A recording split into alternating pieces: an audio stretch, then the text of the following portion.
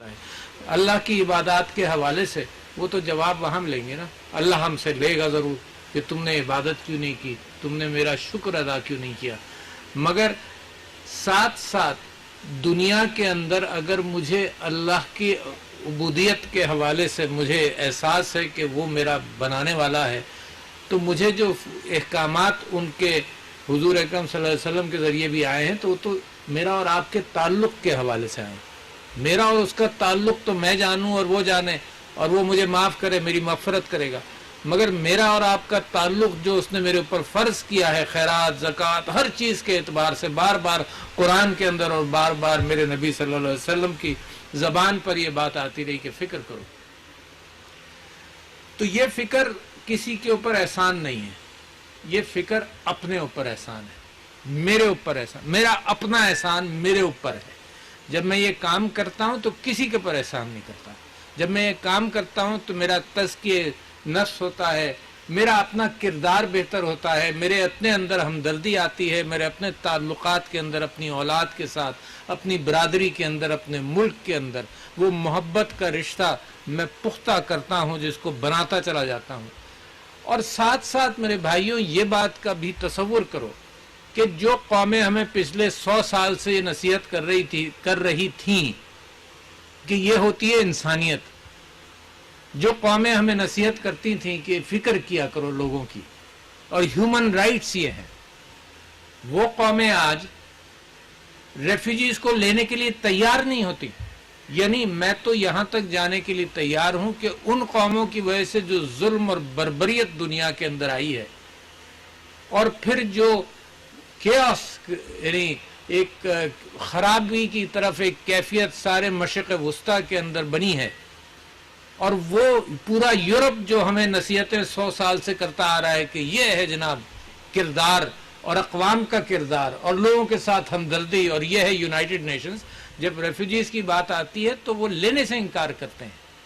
और कहाँ तुर्की जनाब माशाअल्लाह, कहाँ पाकिस्तान कि जिसने दिल खोल कर अपने भाइयों को, कोई और दूसरा मुल्क तो भूल जाए आप, उम्मा के एतबार से अपने भाइयों के लिए हमने अपने दरवाजे खुले रखे। तो ये मेरा अपना तज़किया नफ्स है। मैं खुद बहैसियत कौम के एक अल्लाह ताला के यहाँ जवाबदे भी हूँ, बहैसियत इंसान भी अल्लाह ताला के यहाँ जवाबदे हूँ कि मैंने इखलाकी एतबार से दुनिया में मिसाल कायम की। और तुर्की में भी आजकल शाम से जो रेफ्यूजीज हैं उनकी तादाद भी 30-35 लाख से कम नहीं है। तो वो भी हमारा गम जानते हैं, जो मुसलमानों का गम है, मुल्क का गम नहीं है। हमारा गम ये है कि हमारे भाई पिछले 35 साल से दरबदर हैं, जुल्म है अफगानिस्तान के अंदर। जो कुछ भी हुआ जुल्म हुआ, जो कुछ भी हुआ कि आप अपने घर बार छोड़कर अगर पाकिस्तान आए हैं तो परेशानी की हालत में आए हैं। क्यों हुआ, कौन जिम्मेदार है, कौन किसी के वॉर रिपेरेशंस का जिम्मेदार होगा, मगर जुल्म हुआ। और यही हाल जनाब इस वक्त शाम के अंदर है, जो हमारे भाई तुर्क जो हैं वहाँ उन रेफ्यूजीज का एहतमाम करते हैं।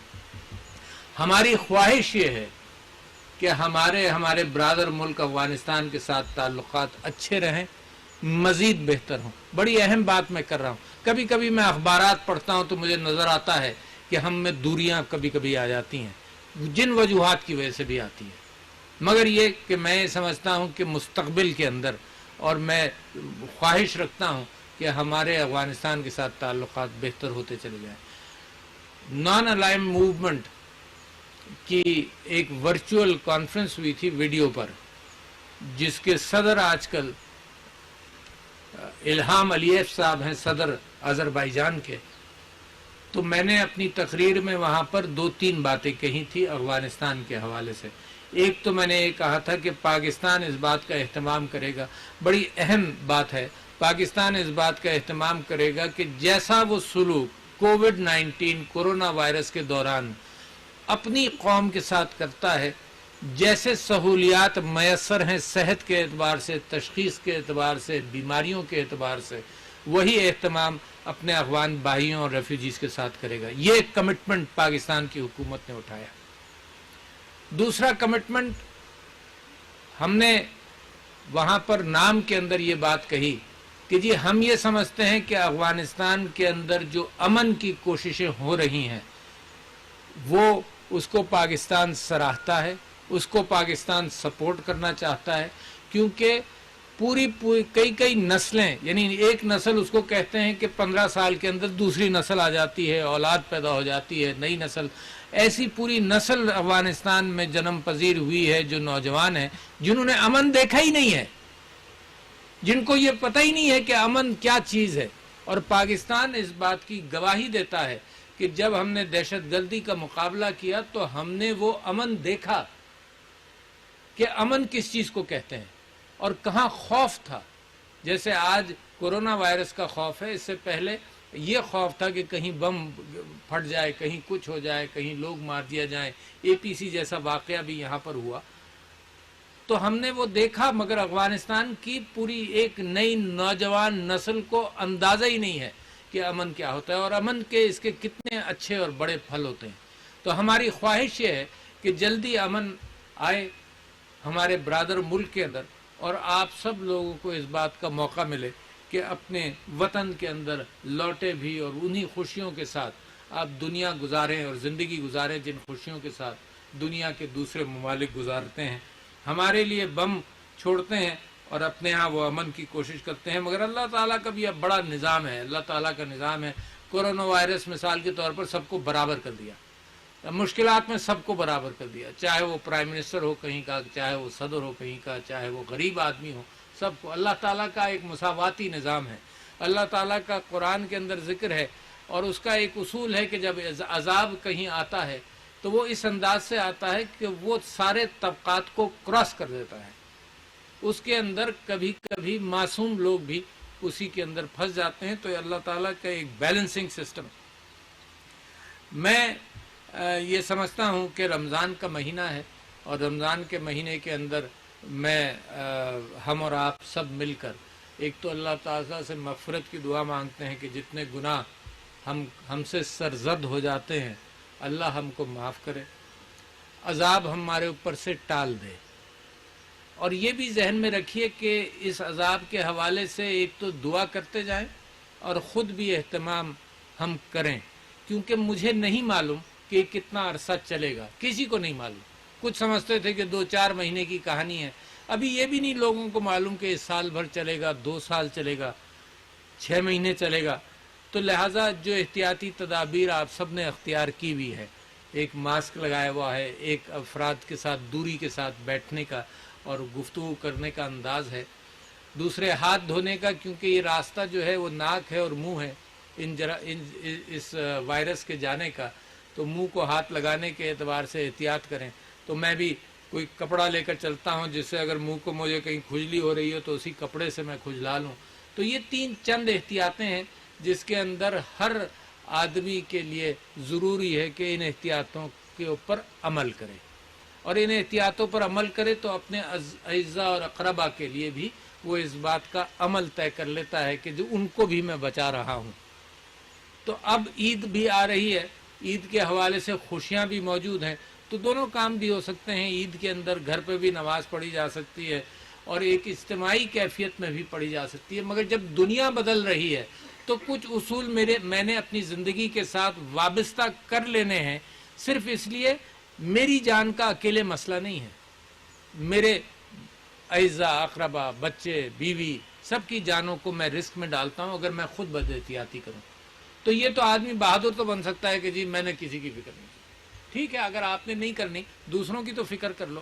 لہذا دوسروں کی جانوں کا تعلق بھی آپ کے ساتھ ہے اور یہ بڑا بوجھ ہے.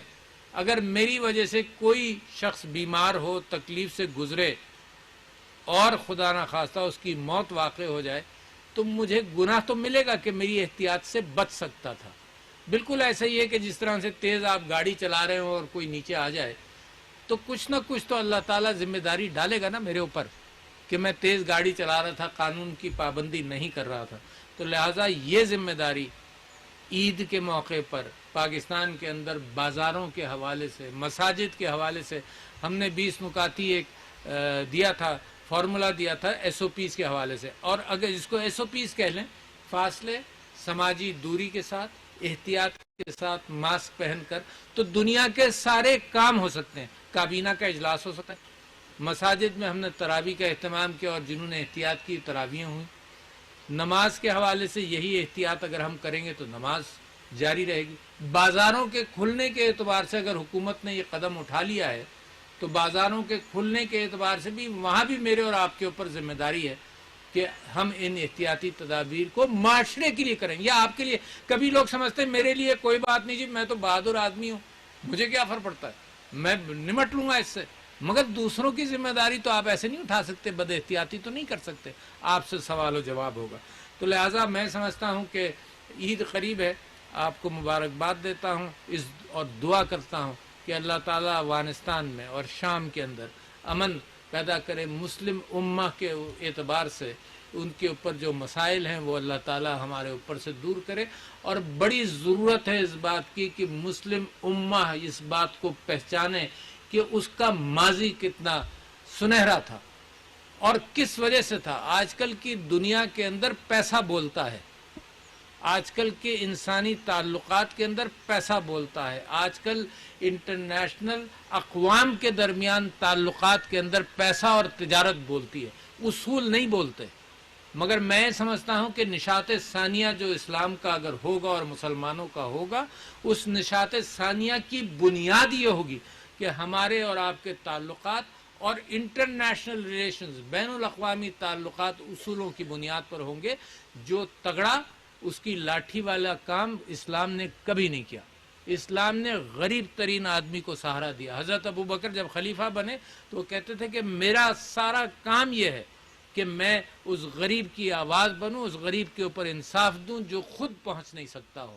تو اسلام کی تو بنیاد یہی ہے کہ غریب کو اٹھانا اور سب کو انصاف پہنچانا. اور دنیا کے اندر آج کل